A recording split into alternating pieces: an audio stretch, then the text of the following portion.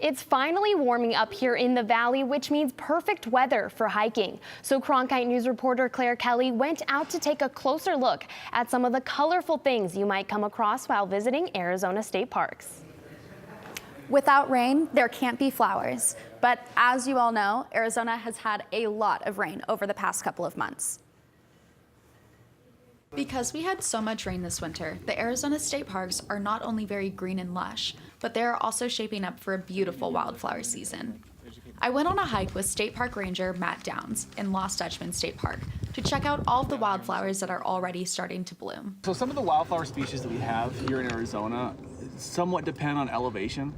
So when we were higher up on the mountain, we were seeing a higher variety of some of the wildflower species. Seeing a lot more lupins, we're seeing some fillory, but down here as you come off the mountain, for the most part you're really only seeing a lot of the brittle bush out here.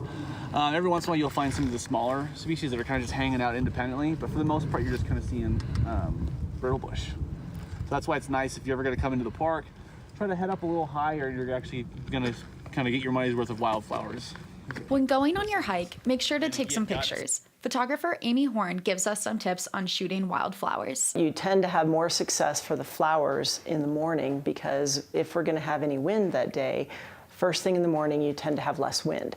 And if you're trying to take a close-up picture of flowers, if the wind is blowing, it's going to move your subject and cause a blurry image. So I would recommend morning photography, use the tripod, and get out there and just notice everything around you. It is not illegal to pick the flowers, but it is illegal to take anything out of a state park. You can kind of see that it's already starting to wilt and die off, and now no one else gets to see this flower pretty much.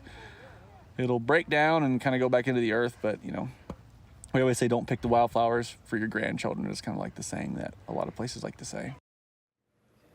Besides Lost Dutchman State Park, you can also find wildflowers in bloom at Catalina State Park and Lake Pleasant Regional Park. Claire Kelly, Cronkite News.